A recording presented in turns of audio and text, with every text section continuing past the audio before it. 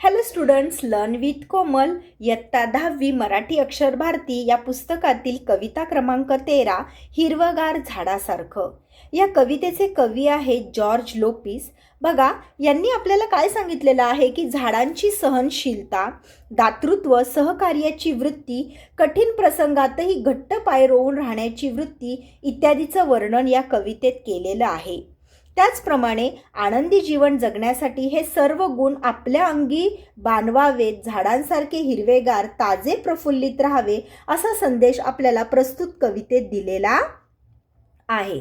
बघा काय म्हटलेलं आहे कवीनी की झाड हे काय आहे, झाड सहनशीलता असतं, म्हणजे झाडाकडे खूप सहनशीलता असते, परोपकारी वृत्ती असते, दानशूरपणा असतो आणि मेन म्हणजे संकटात उभं राहण्याचा ठामपणा, याचं सुंदर वर्णन कवितेत केलेलं आहे. त्याचप्रमाणे कवींचं असं म्हणणं आहे की माणसांचं जीवन देखील झाडासारखं हिरवगार आणि प्रसन्न असावं असा संदेश आपल्याला ही कविता देते. बघा तर, झाड बसते ध्यानस्थ, ऋषीसारखं मौन व्रत धारण करून तपश्चर्या करत. झाड कसं बसतं, एखाद्या ऋषी मुनीसारखं, जसं काही त्याने काय केलेलं आहे, मौन व्रतच करून धारण केलेलं आहे आणि तपश्चर्या करीत बसलेलं आहे. झाड देखील ऋषी मुनीसारखं काय असतं, मूक आणि अबोल होऊन ध्यानस्थ बसलेलं असतं. पक्षी झाडांचे कुणीच नसतात तरीही झाड त्याचं असतं. पक्षी झाडांचे कुणीच नसतात, झाडाचा आणि पक्ष्यांचा काही संबंध नाही. पक्षींना झाडाचे मित्र आहेत ना काही, तरी सुद्धा पक्षी झाडावर विश्रांतीला जाऊन बसतात आणि काय करतात, तिथल्या झाडांचा निवाऱ्यासाठी, घरट्यासाठी उपयोग करून घेतात. म्हणजे पक्षी झाडाचे कुणी नसतात तरी सुद्धा झाड हे पक्ष्यांसाठी, त्यांच्या निवाऱ्यासाठी, घरट्यासाठी सदैव त्यांच्यासाठी उभं राहिलेलं असतं. मुळावर घाव घातला तरी झाड मुकाट सहन करते. मुळावर घाव घातला तरी म्हणजे झाडाच्या मुळावर कोणी क्रूरपणे घाव घातला, झाड तोडलं तरी सुद्धा एवढ्या जीव घेण्या वेदना निमूटपणे सहन करत झाड काहीही बोलत नाही. त्यात झाड तोडणाऱ्याला झाड काहीच बोलत नाही, तर झाड काय असतं, सहनशील असतं. तो वेदना स्वतः सहन करून त्याला मात्र काहीच बोलत नाही. झाडांच्या पानावरून वहीच्या पानावर अलगद उतरतात दवाचे टपोरे थेंब. पहाटे पहाटे झाडाच्या पानावर असलेले दवांचे टपोरे थेंब वहीच्या पानावर अलगद उतरतात. आणि म्हणजेच काय म्हटलेलं आहे की कवी पहाटे झाडावरचे दवांचे थेंब पाहतो नि त्याला काय होते, कविता सुचते. काय होतं, झाडांच्या पानावरून वहीच्या पानावर अलगद उतरतात दवांचे टपोरे थेंब. आणि असं पाहत असतानाच काय होतं, म्हणजे झाडांच्याकडे, पानांकडे पाहता पाहता देखील कवीला काय होते, कविता सुचते आणि तो त्या पानांवरती लिहायला सुरुवात करतो. झाडाकडे टक लावून पाहिलं तर शरीरभर विरघळतो हिरवा रंग, रक्त होते क्षणभर हिरवेगार. झाड ही अशी गोष्ट आहे की त्याच्याकडे बघितल्यावर कविता सुचते, प्रसन्न वाटायला लागतं. त्याचप्रमाणे एकटक नजरेने जर झाडाकडे पाहिलं तर झाडाचा हिरवा रंग देखील आपल्या शरीरभर विरघळल्यासारखं आपल्याला वाटतं आणि आपलं रक्त देखील हिरवगार होऊन जातं. कवी झाडाकडे टक लावून पाहतो तेव्हा त्याचं रक्त शांत होतं, मनशांती मिळते, अशी या झाडाची किमया आहे. म्हणजे आपण नुसतं झाडाकडे पाहिलं जरी एकटक नजरेने तरी सुद्धा आपलं रक्त काय होतं, शांत होतं आणि आपल्याला मनशांती मिळते. एवढी झाडाची किमया महान आहे. आयुष्य होतं नुकत्याच खुडलेल्या फुलासारखं टवटवीत, झाडाचे बाहू सरसावलेले असतात मुसाफिरांना कवेत घेण्यासाठी. खुडलेल्या फुलातून देठाशी पुन्हा अंकुर फुटावा, तसे आपले जीवन त्या खुडलेल्या फुलासारखे टवटवीत ताजे होते. खुडलेल्या फुलातून काय होतं, जसं पुन्हा अंकुर फुटावा तसं आपलं जीवन देखील फुलासारखं काय होतं, झाडांना पाहून ताजं टवटवीत होतं. म्हणजेच काही हिरव्यागार झाडाकडे पाहून आपल्याला देखील आयुष्य जगण्याची उमेद मिळते असं कवीनी म्हटलेलं आहे. जसं बघा, एखाद्या प्रवाशाला, पांथस्थाला काय होतं, प्रेमाने मिठीत घेण्यासाठी झाड आपले हात पुढे करते.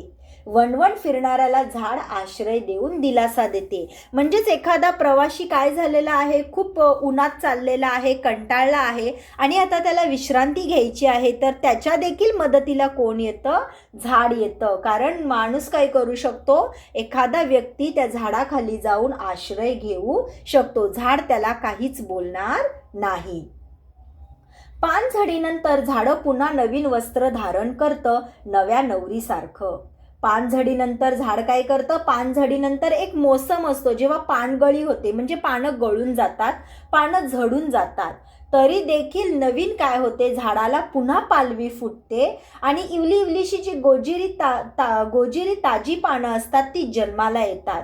जणू झाड नवीन वधूसारखं, नवीन नवरीसारखं सजलं आहे असं वाटतं. जणू काही नवीन स्वप्नच झाडांनी सजवली आहेत. म्हणजेच जेव्हा पानझडीनंतर, पानं गळून गेल्यानंतर देखील सुंदर पानं फुलं पानं काय होतात? फुटायला सुरुवात होते. झाडाला पालवी फुटल्यावर फुटते शरीरभर पालवी आणि झटकली जाते मरगळ. काय म्हटलेलं आहे? झाडाला पालवी फुटल्यावर फुटते शरीरभर पालवी. म्हणजेच या नुकत्याच पालवी फुटलेल्या झाडाकडे जर आपण पाहिलं तर आपल्याला देखील पालवी फुटते. म्हणजेच काय? आपल्याला देखील नवीन उत्साह संचारतो, म्हणजे नव्याने जगण्याची इच्छा निर्माण होते. झाडाकडे पाहून जसं पालवी फुटलेली असते तर जणू काही आपल्यालाही पालवी फुटलेली आहे. कवी म्हणतायत आपल्याला देखील नव्याने जगण्याची इच्छा होते. आपण आपला आळस झटकून टाकतो. म्हणजे हिरवगार सुंदर झाड बघितलं की आपल्यातली मरगळ देखील निघून जाते. म्हणजेच आपण देखील आपोआप आपल्या शरीरातला आळस हा निघून जातो. पक्ष्यांच्या मंजुळनादात झाडाचंही जीवनाचं एक संथ गाणं दडलेलं असतं. म्हणजे झाडावर पक्षी सुरेल आवाजात किलबिलतात, गाणं गातात. जणू काही झाडात जीवनाचं एक मंद सुरावटीचं गाणंच लपलेलं असतं. म्हणजे पक्षी गाणं गात असतात आणि झाड काय करत असतो? त्याचा आनंद घेत असतो. हसावं कसं सळसळत्या पानासारखं, मुळावं मुरावं कसं तर झाडासारखं घट्ट पाय रोवीत. काय म्हटलेलं आहे कवींनी? की माणसाने देखील झाडाच्या सळसळत्या पानासारखं हसावं. जेव्हा वारा सुटतो तेव्हा पानांचा आवाज कसा यायला लागतो? सळसळ. त्याप्रमाणे मानवी जीवन देखील कसं असावं? झाडाच्या सळसळत्या पानासारखं माणसाने हसावं. आणि झाड जसं काय करतं? आपल्या मुळांचे पाय जमिनीत घट्ट रोवून उभं असतं, तसंच आपलं आयुष्य देखील आपण ठामपणे, निर्धारपणे काय करावं? उभं राहावं, जीवनात मुरावं. म्हणजे प्रत्येक गोष्टीचा आनंद घेत आपण देखील नव्याने जीवन जगलं पाहिजे. जगावं कसं तर हिरवगार झाडासारखं, रोजचं चिंतन करावं कसं तर झाडासारखं. जगावं कसं? हिरव्यागार झाडासारखं. हिरव्यागार झाडासारखं म्हणजेच कसं? तर त्याच्याकडे बघितल्या बघितल्या आपल्याला काय वाटलं पाहिजे? प्रसन्न वाटलं पाहिजे. म्हणजेच झाडासारखा आपणही मनात सखोल विचार करावा आणि आपल्या आयुष्याचं चिंतन करावं, अंतर्मुख होऊन, विवेकी होऊन चांगलं जीवन जगावं. कवी काय म्हणतायत? की जगावं कसं तर हिरवगार झाडासारखं, रोजचं चिंतन करावं कसं तर झाडासारखं. आपण देखील झाडासारखे हिरवगार आयुष्य जगावं आणि मनात आपण सखोल विचार करून काय व्हावं? अंतर्मुख होऊन चांगलं जीवन जगावं. समजलं मुलांनो? हिरवगार झाडासारखं म्हणजेच काय? तर या हिरवगार झाडासारखं म्हणजेच प्रसन्नतेने आनंदी जीवन माणसाने देखील जगावं असं या कवितेतून आपल्याला सांगितलेलं आहे. आपण लवकरच नेक्स्ट लेसनकडे भेटू. थँक्यू.